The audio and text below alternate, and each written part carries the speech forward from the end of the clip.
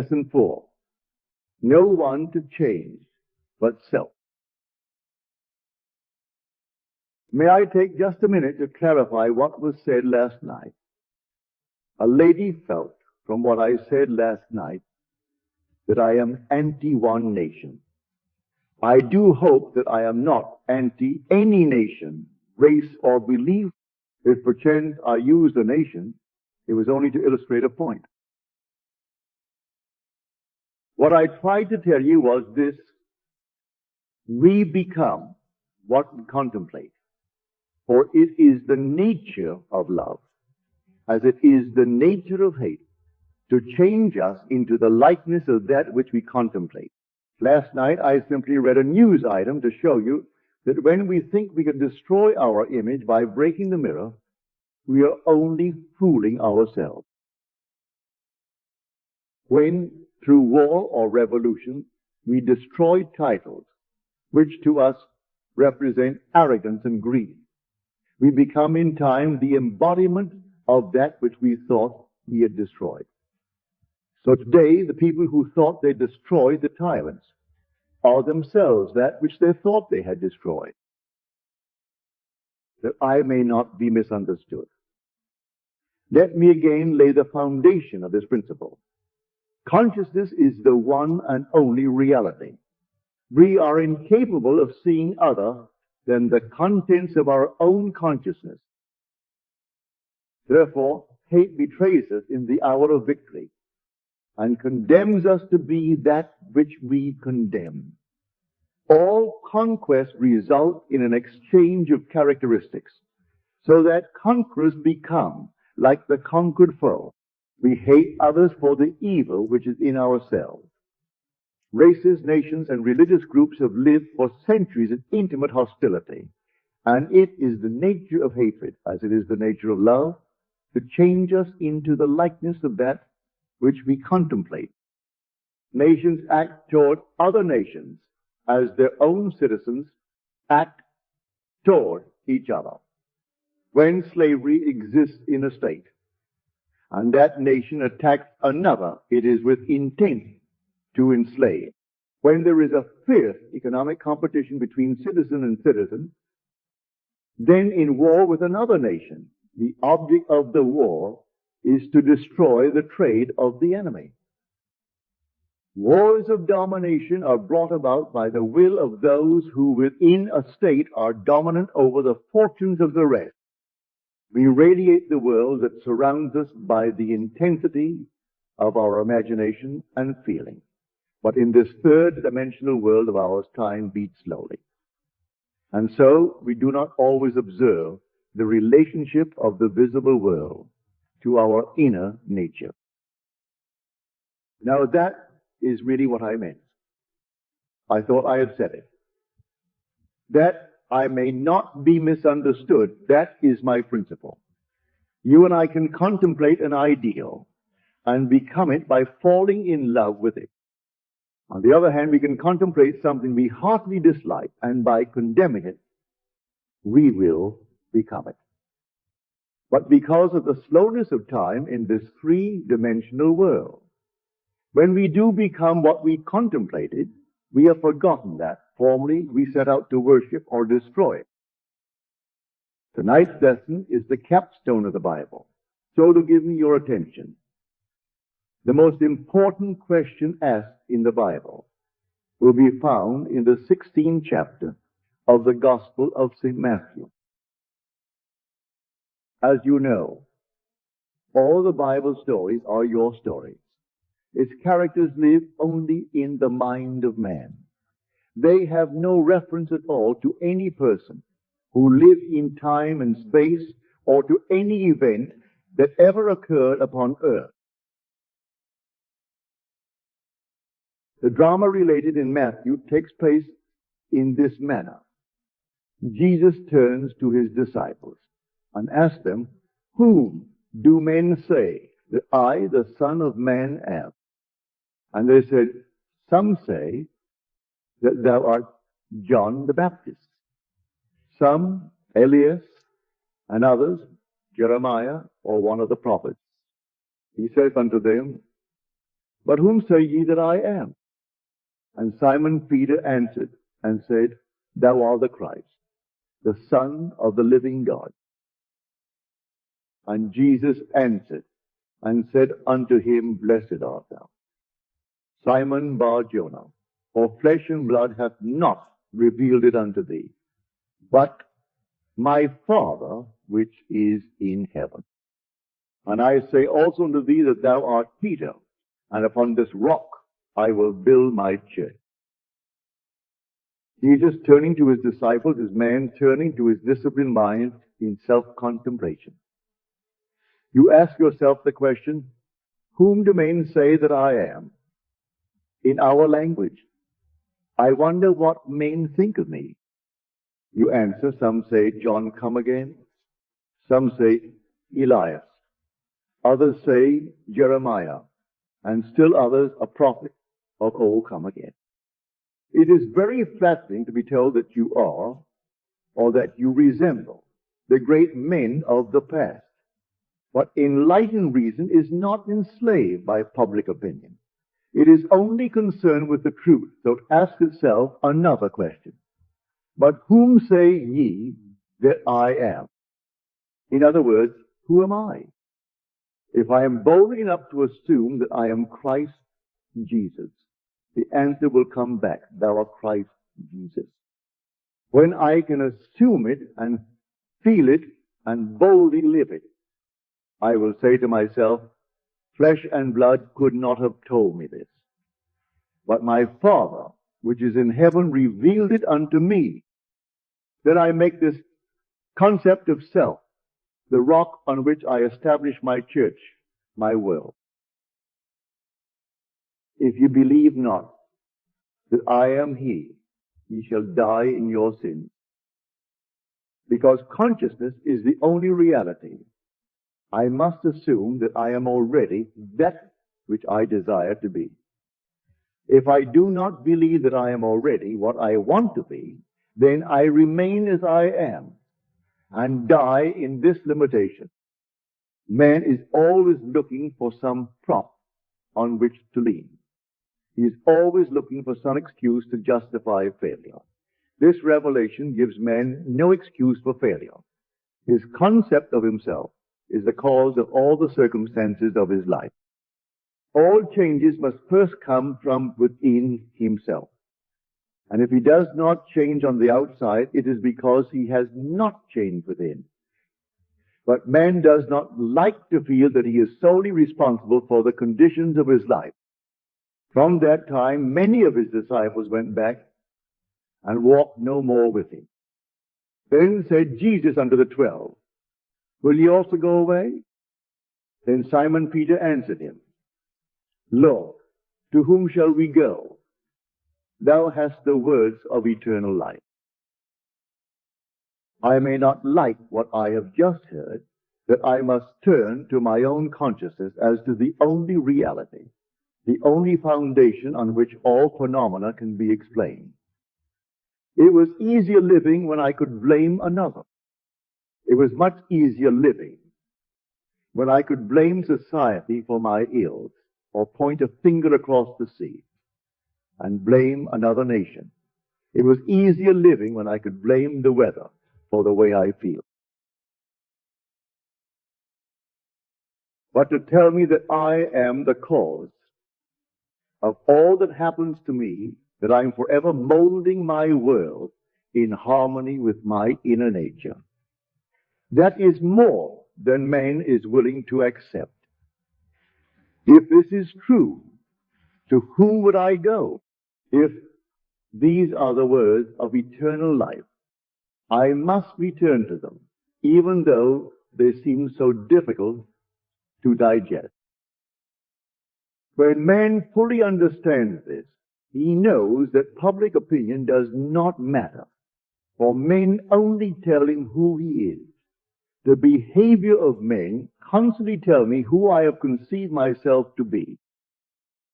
If I accept this challenge and begin to live by it, I finally reach the point that is called the great prayer of the Bible.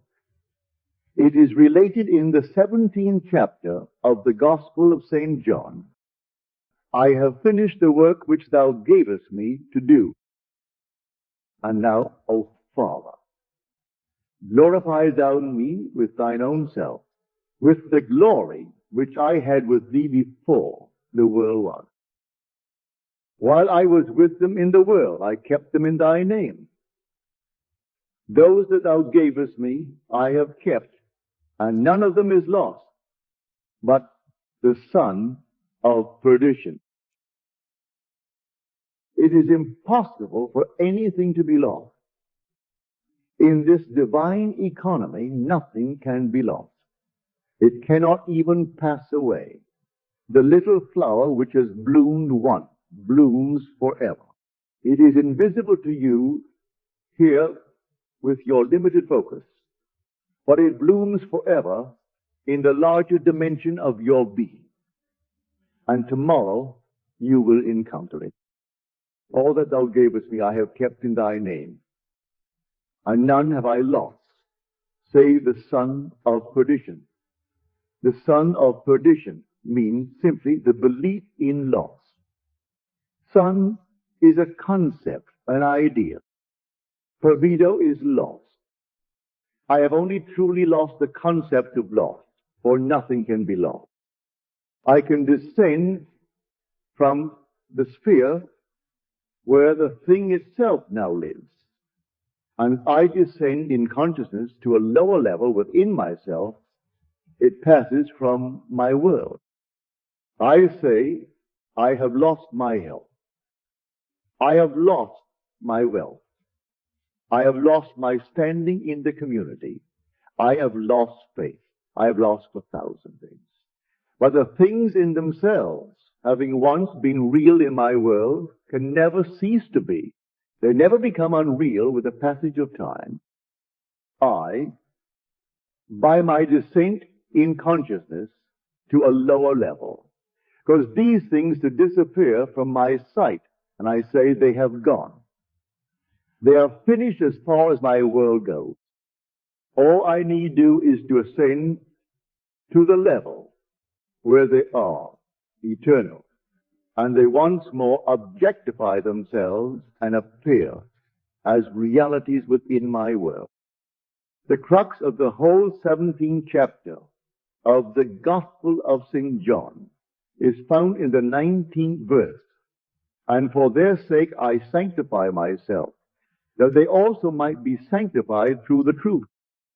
Heretofore I thought I could change others through effort. Now I know I cannot change another unless I first change myself. To change another within my world, I must first change my concept of that other. And to do it best, I change my concept of self, for it was the concept I held of self that made me see others as I did. Had I a noble, dignified concept of myself, I never could have seen the unlovely in others. Instead of trying to change others through argument and force, let me but ascend in consciousness to a higher level, and I will automatically change others by changing self. There is no one to change but self. That self is simply your awareness, your consciousness, and the world in which it lives is determined by the concept you hold of self. It is to consciousness that we must turn as to the only reality, for there is no clear conception of the origin of phenomena, except that consciousness is all and all is consciousness. You need no helper to bring you what you seek. Do not for 1 second believe that I am advocating escape from reality. When I ask you to simply assume you are now the man or the lady that you want to be. If you and I could feel what it would be like, were we now that we want to be, and live in this mental atmosphere as though it were real, then in a way we do not know. Our assumption would harden into fact. This is all we need do in order to ascend to the level where our assumption is already an objective, concrete reality. I need change no man. I sanctify myself, and in so doing I sanctify others. To the pure, all things are pure. There is nothing unclean of itself, but to him that esteemeth anything to be unclean, to him it is unclean. There is nothing in itself unclean, but you, by your concept of self, see things either clean or unclean. I and my Father are one. If I do not the works of my Father, believe me not. But if I do, though ye believe not me, believe the works, that ye may know and believe that the Father is in me, and I in him. He made himself one with God, and thought it not strange or robbery to do the works of God. You always bear fruit in harmony with what you are. It is the most natural thing in the world for a pear tree to bear pears, an apple tree to bear apples, and for man to mold the circumstances of his life in harmony with his inner nature. I am the vine, ye are the branches. A branch has no life, save it be rooted in the vine. All I need do to change the fruit is to change the vine. You have no life in my world save that I am conscious of you. You are rooted in me, and like fruit, you bear witness of the vine that I am. There is no reality in the world other than your consciousness, although you may now seem to be what you do not want to be. All you need do to change it, and to prove the change by circumstances in your world, is to quietly assume that you are that which you now want to be. And in a way you do not know, you will become it. There is no other way to change this world. I am the way. My I-amness, my consciousness is the way by which I change my world. As I change my concept of self, I change my world. When men and women help or hinder us, they only play the part that we, by our concept of self, wrote for them, and they play it automatically. They must play the parts they are playing because we are what we are. You will change the world only when you become the embodiment of that which you want the world to be. You have but one gift in this world that is truly yours to give, and that is yourself. Unless you yourself are that which you want the world to be, you will never see it in this world, except you believe not that I am He. He shall die in your sins. Do you know that no two in this room live in the same world? We are going home to different worlds tonight. We close our doors on entirely different worlds. We rise tomorrow and go to work, where we meet each other and meet others. But we live in different mental worlds, different physical worlds. I can only give what I am. I have no other gift to give. If I want the world to be perfect, and who does not, I have failed only because I did not know that I could never see it perfect until I myself become perfect. If I am not perfect, I cannot see perfection. But the day that I become it, I beautify my world because I see it through my own eyes. Unto the pure, all things are pure. No two here can tell me that you have heard the same message any one night. The one thing that you must do is hear what I say through that which you are. It must be filtered through your prejudices, your superstitions, and your concept of self. Whatever you are, it must come through that and be colored by what you are. If you are disturbed and you would like me to be something other than what I appear to be, then you must be that which you want me to be. You must become the thing that we want others to be, or we will never see them be it. Your consciousness. My consciousness is the only true foundation in the world. This is that which is called Peter in the Bible, not a man. This faithfulness that cannot turn to anyone, that cannot be flattered when you are told by men you are John come again. That is very flattering to be told you are John the Baptist come again, or the great prophet Elias, or Jeremiah. Then I deafen my ears to this very flattering little bit of news men would give me.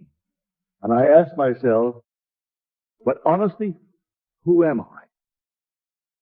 If I can deny the limitations of my birth, my environment, and the belief that I am but an extension of my family tree, and feel within myself that I am Christ, and sustain this assumption until it takes a central place and forms the habitual center of my energy, I will do the works attributed to Jesus.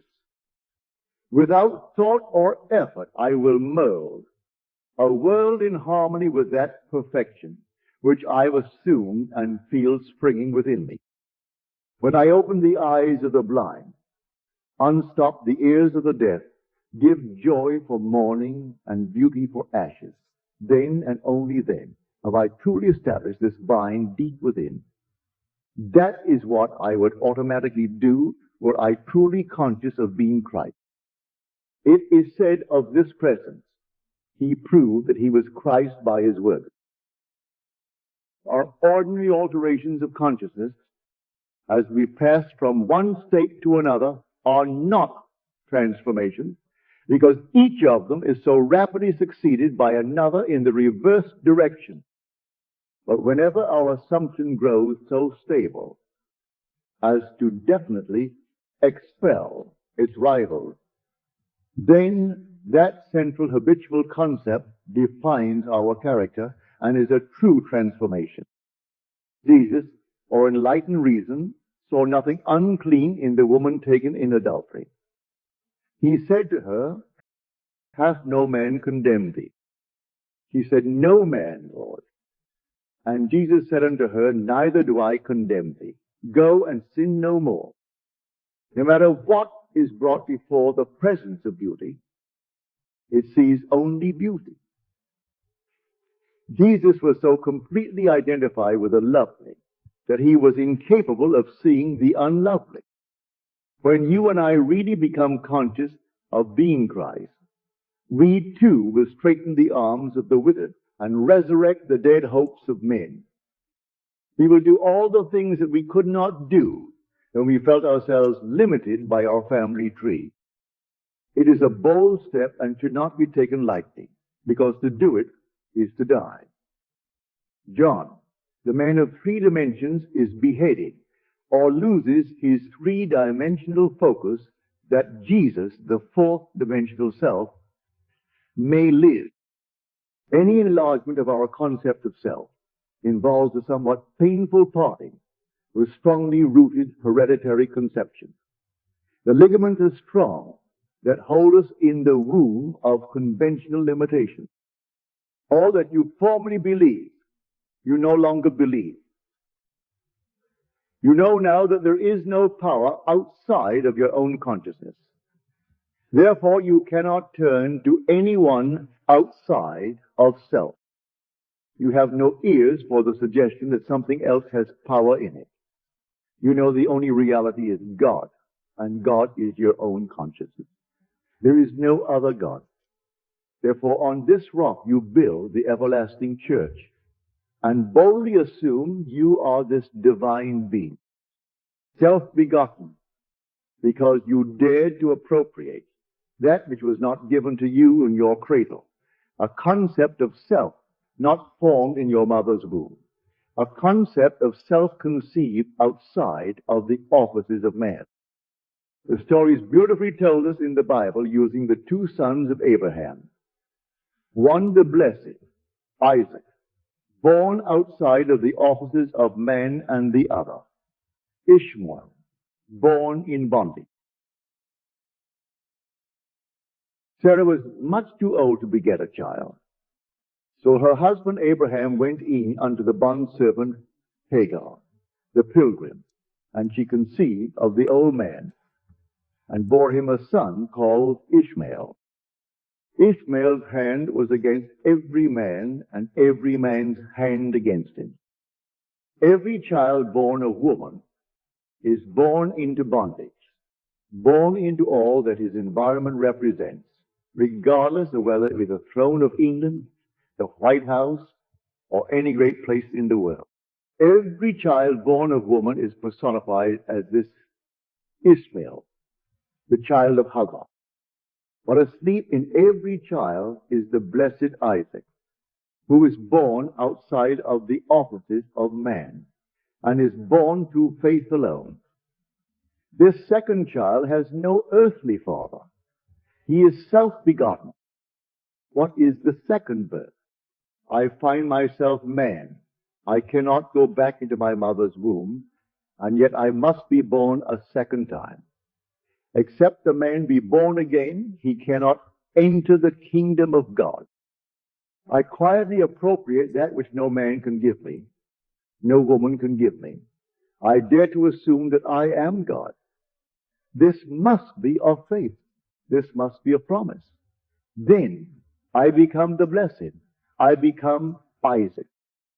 As I begin to do the things that only this presence could do, I know that I am born out of the limitations of Ishmael, and I have become heir to the kingdom. Ishmael could not inherit anything, although his father was Abraham or God. Ishmael did not have both parents of the godly. His mother was Hagar, the bondwoman, and so he could not partake of his father's estate. You are Abraham and Sarah, and contained within your own consciousness, there is one waiting for recognition. In the Old Testament, it is called Isaac, and in the New Testament, it is called Jesus, and it is born without the aid of man. No man can tell you that you are Christ Jesus. No man can tell you and convince you that you are God. You must toy with the idea and wonder what it would be like to be God. No clear conception of the origin of phenomena is possible, except that consciousness is all, and all is consciousness. Nothing can be evolved from man that was not potentially involved in his nature. The ideal we serve and hope to attain could never be evolved from us were it not potentially involved in our nature. Let me now retell and emphasize an experience of mine printed by me 2 years ago under the title, The Search. I think it will help you to understand this law of consciousness and show you that you have no one to change but self, for you are incapable of seeing other than the contents of your own consciousness. Once in an idle interval at sea, I meditated on the perfect state and wondered what I would be were I of too pure eyes to behold iniquity, if to me all things were pure, and were I without condemnation. As I became lost in this fiery brooding, I found myself lifted above the dark environment of the senses. So intense was feeling, I felt myself a being of fire dwelling in a body of air. Voices as from a heavenly chorus, with the exaltation of those who had been conquerors in a conflict with death, were singing, He is risen, He is risen, He is risen. And intuitively, I knew they meant me, that I seemed to be walking in the night.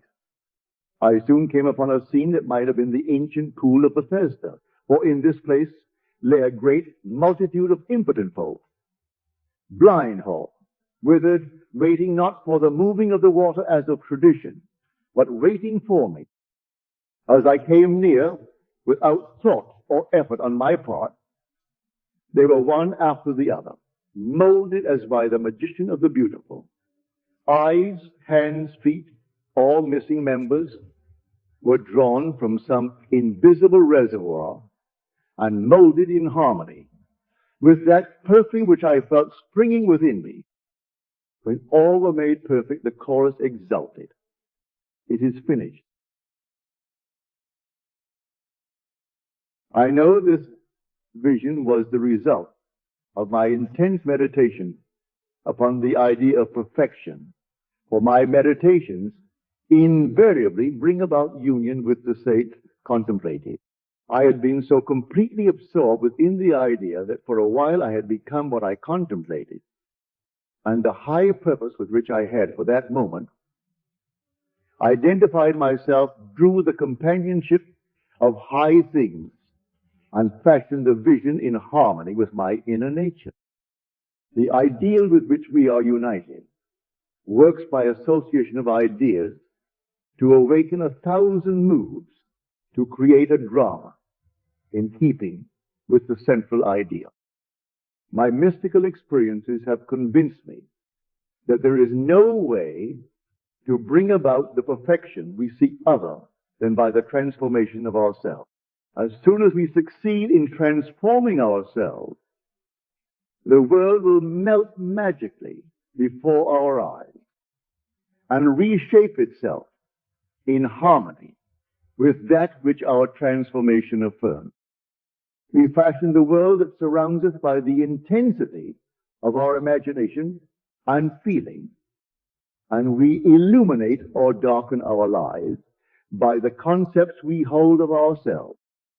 Nothing is more important to us than our conception of ourselves, and especially is true of our concept of the deep, dimensionally greater one within us. Those that help or hinder us, whether they know it or not, are the servants of that law which shapes outward circumstances in harmony with our inner nature. It is our conception of ourselves which frees or constrains us, though it may use material agencies to achieve its purpose. Because life molds the outer world to reflect the inner arrangement of our minds. There is no way of bringing about the outer perfection we seek other than by the transformation of ourselves. No help cometh from without. The hills to which we lift our eyes are those of an inner range. It is thus to our own consciousness that we must turn as to the only reality, the only foundation on which all phenomena can be explained. We can rely absolutely on the justice of this law to give us only that which is of the nature of ourselves. To attempt to change the world before we change our concept of ourselves is to struggle against the nature of things. There can be no outer change until there is first an inner change, as within, so without. I am not advocating philosophical indifference when I suggest that we should imagine ourselves as already that which we want to be, living in a mental atmosphere of greatness rather than using physical means and arguments to bring about the desired changes. Everything we do, unaccompanied by a change of consciousness, is but futile readjustment of surfaces. However we toil or struggle, we can receive no more than our concepts of self-affirm. To protest against anything which happens to us is to protest against the law of our being and our rulership over our own destiny. The circumstances of my life are too closely related to my conception of myself not to have been formed by my own spirit from some dimensionally larger storehouse of my being. If there is pain to me in these happenings, I should look within myself for the cause. For I am moved here and there and made to live in a world in harmony with my concept of myself. If we become as emotionally aroused over our ideas as we come over our dislikes, we would ascend to the plane of our ideal as easily as we now descend to the level of our hate. Love and hate have a magical transforming power, and we grow through their exercise into the likeness of what we contemplate. By intensity of hatred, we create in ourselves the character we imagine in our enemies. Qualities die for want of attention. So the unlovely states might best be rubbed out by imagining beauty for ashes and joy for mourning, rather than by direct attacks on the state from which we would be freed. Whatsoever things are lovely and of good report, think on these things, for we become that with which we are in rapport. There is nothing to change but our concept of self. As soon as we succeed in transforming self, our world will dissolve and reshape itself in harmony with that which our change affirms.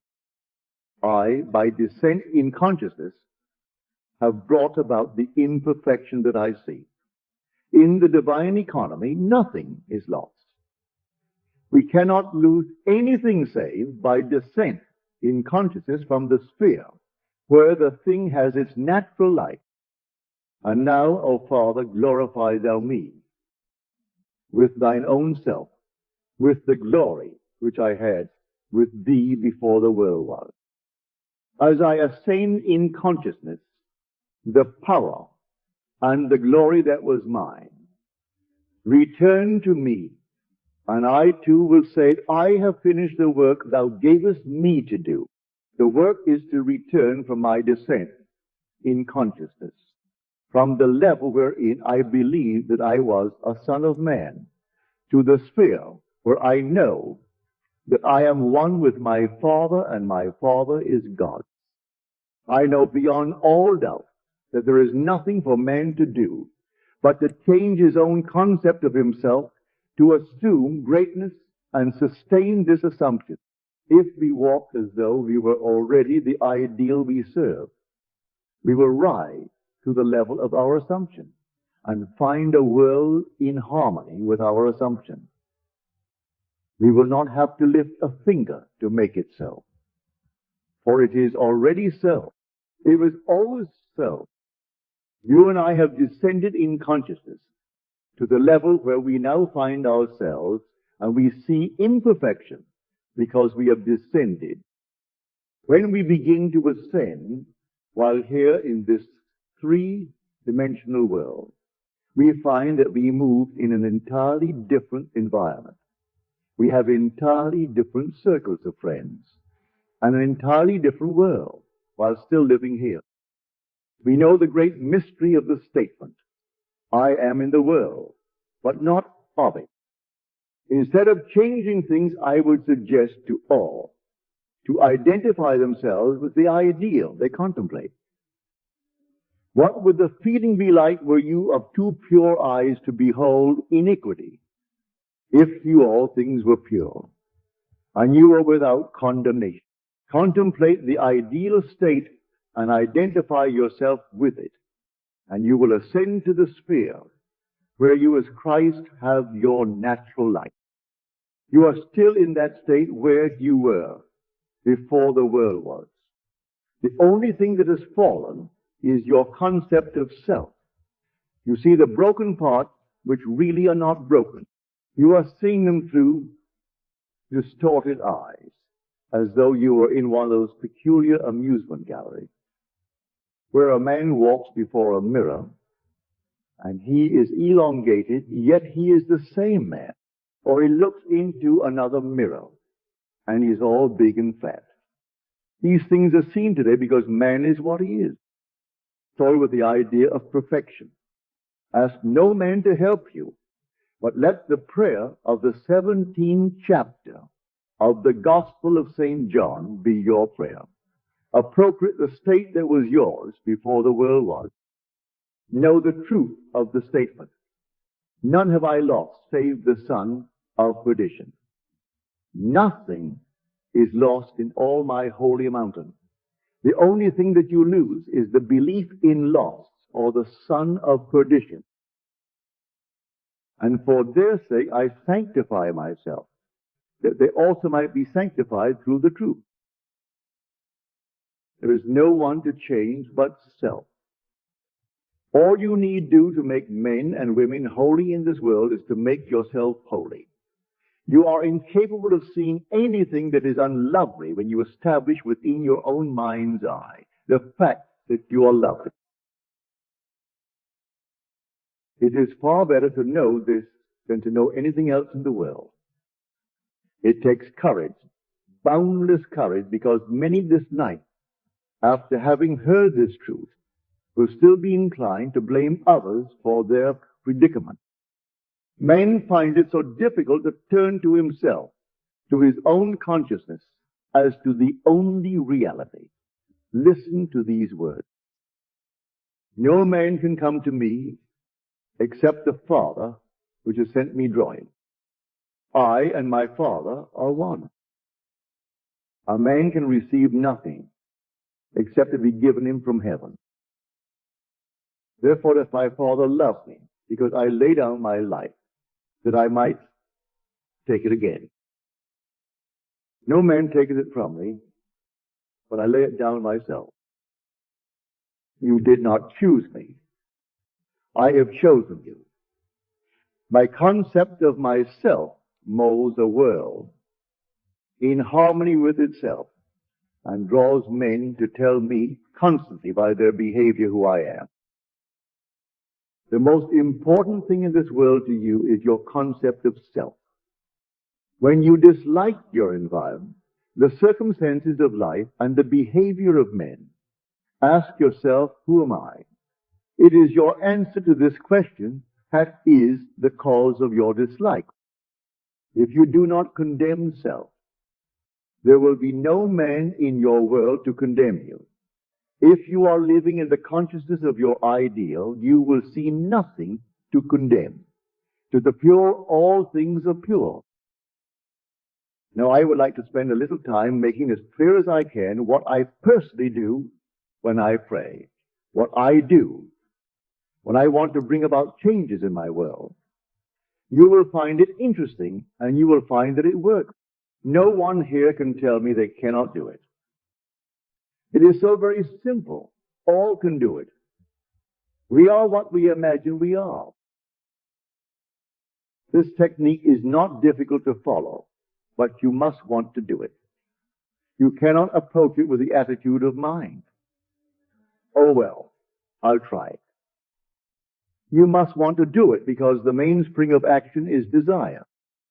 Desire is the mainspring of all action. Now, what do I want?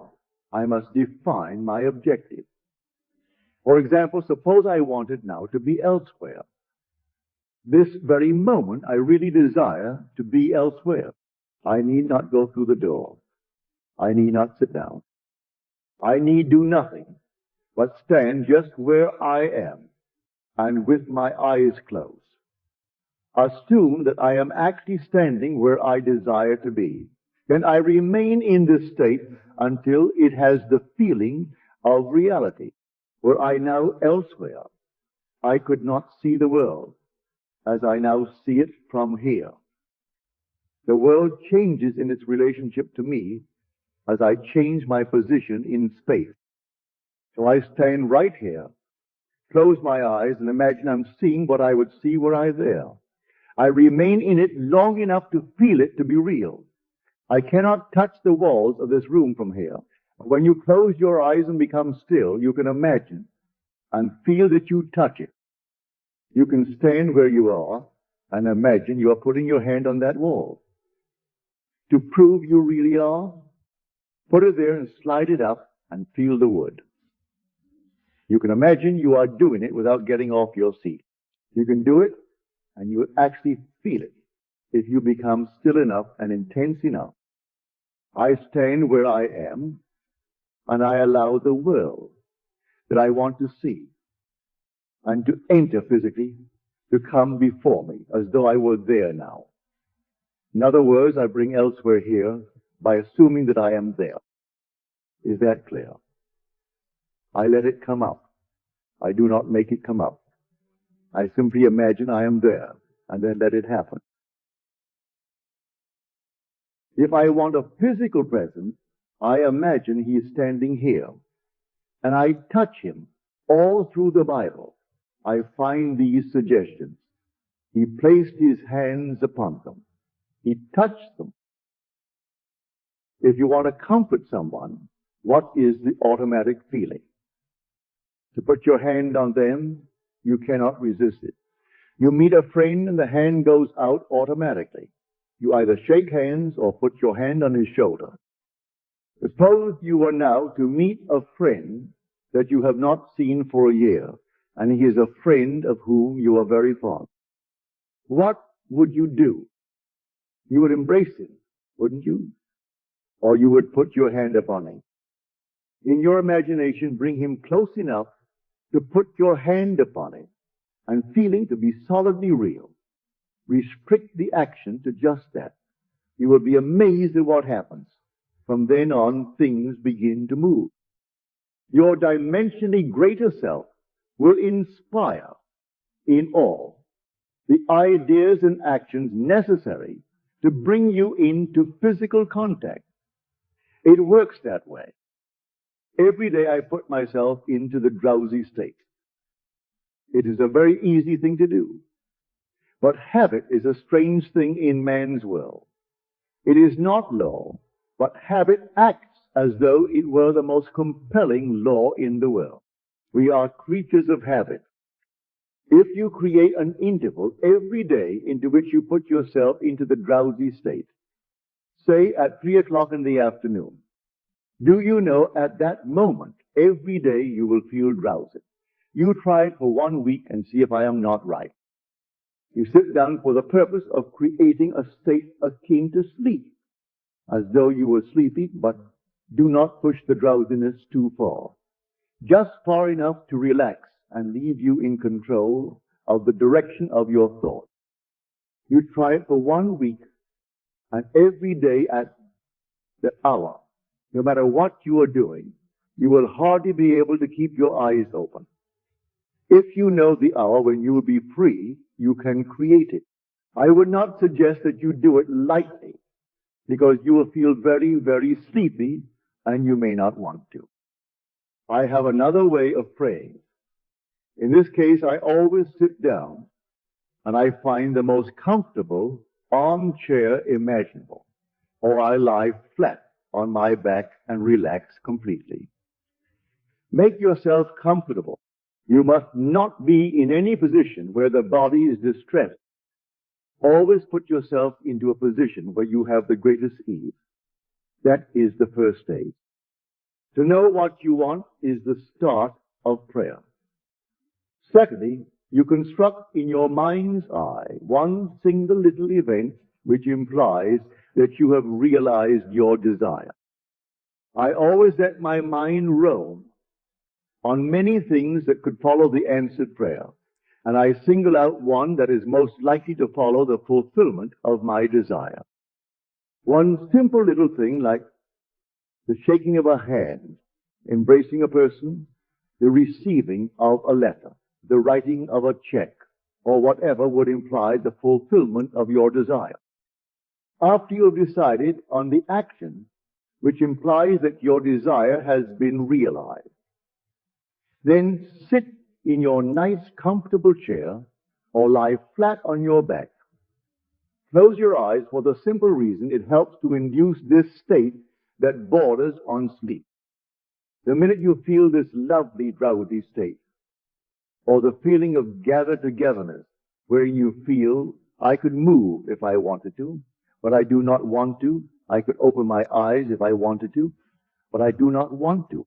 When you get that feeling, you can be quite sure that you are in the perfect state to pray successfully. In this feeling, it is easy to touch anything in this world. You take the simple little restricted action which implies fulfillment of your prayer, and you feel it or you enact it. Whatever it is, you enter into the action as though you were an actor in the part. You do not sit back and visualize yourself doing it. You do it. with the body immobilized, you imagine that the greater you inside the physical body is coming out of it, and that you are actually performing the proposed action. If you are going to walk, you imagine that you are walking. Do not see yourself feel that you are walking. If you are going to climb stairs, feel that you are climbing the stairs. Do not visualize yourself doing it. Feel yourself doing it. If you are going to shake a man's hand, do not visualize yourself shaking his hand. Imagine your friend is standing before you and shake his hand. But leave your physical hands immobilized and imagine that your greater hand, which is your imaginary hand, is actually shaking his hand. All you need to do is to imagine that you are doing it. You are stretched out in time, and what you are doing, which seems to be a controlled daydream, is an actual act in the greater dimension of your being. You are actually encountering an event fourth dimensionally before you encounter it here in the three dimensions of space, and you do not have to raise a finger to bring that state to pass. My third way of praying is simply to feel thankful. If I want something either for myself or another, I immobilize the physical body, then I produce the state akin to sleep, and in that state, just feel happy, feel thankful, which thankfulness implies realization of what I want. I assume the feeling of the wish fulfilled, and with my mind dominated by this single sensation, I go to sleep. I need do nothing to make it so, because it is so. My feeling of the wish fulfilled implies it is done. All these techniques you can use and change them to fit your temperament. But I must emphasize the necessity of inducing the drowsy state where you can become attentive without effort. A single sensation dominates the mind. If you pray successfully, what would I feel like now were I what I want to be? When I know what the feeling would be like, I then close my eyes and lose myself in that single sensation, and my dimensionally greater self then builds a bridge of incident to lead me from this present moment to the fulfillment of my mood. That is all you need do. But people have a habit of slighting the importance of simple things. We are creatures of habit, and we are slowly learning to relinquish our previous concepts. But the things we formerly lived by still in some way influence our behavior. Here is a story from the Bible that illustrates my point. It is recorded that Jesus told his disciples to go to the crossroads, and there they would find a colt, a young colt, not yet ridden by a man, to bring the colt to him. And any man asked, "Why do you take this colt?" Say, "The Lord has need of it."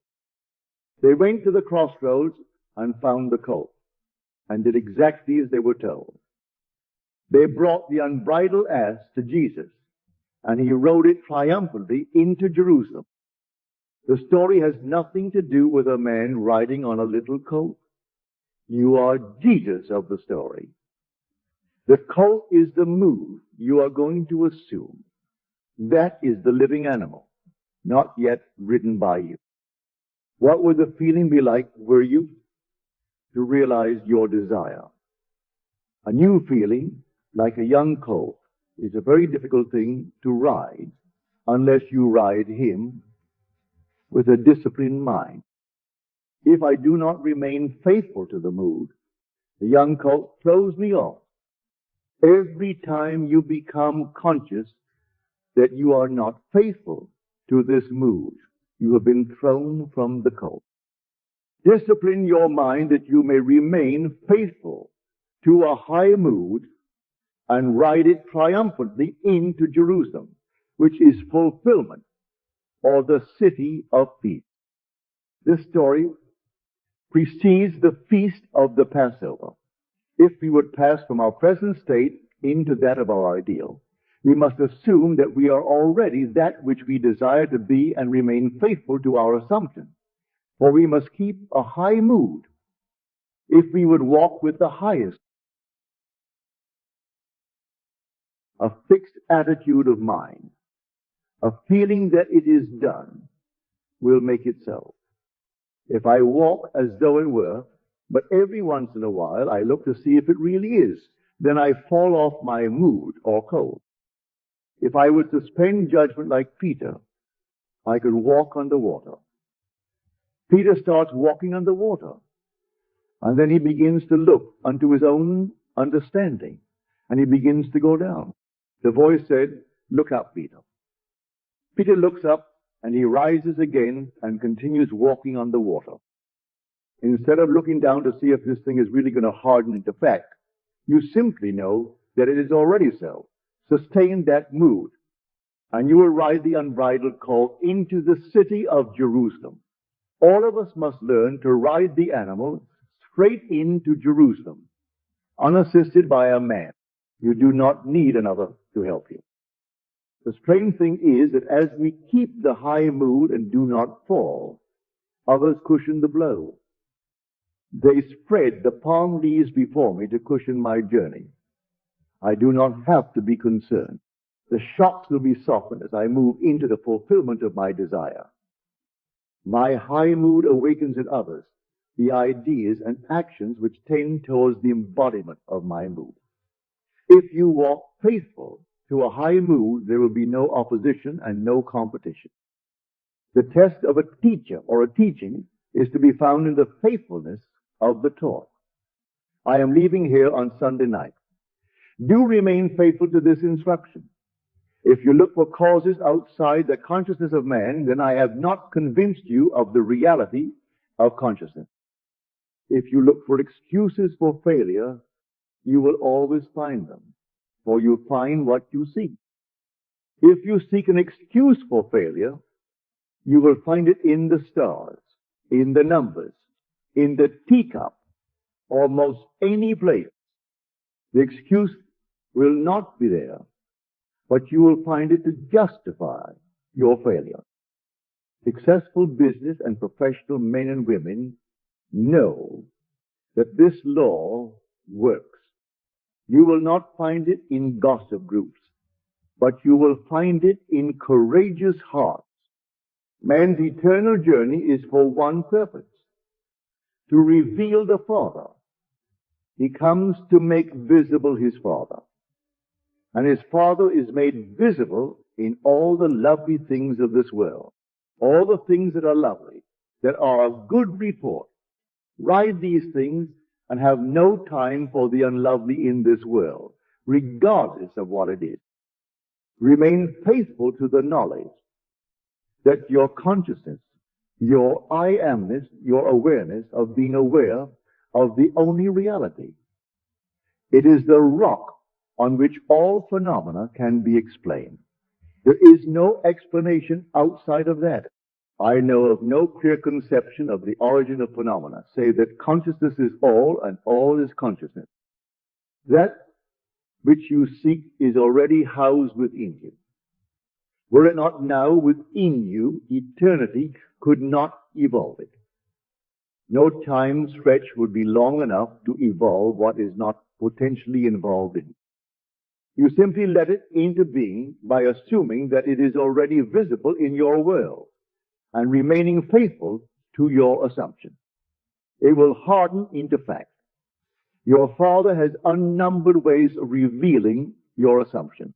Fix this in your mind and always remember, an assumption, though false, if sustained, will harden into fact. You and your Father are one, and your Father is everything that was, is, and will be. Therefore, that which you seek you already are. It can never be so far off as even to be near, for nearness implies separation. The great Pascal said, "You never would have sought me had you not already found me. What you now desire, you already have. And you seek it only because you have already found it. You found it in the form of desire. It is just as real in the form of desire as it is going to be to your bodily organ. You are already that which you seek, and you have no one to change but self in order to express it.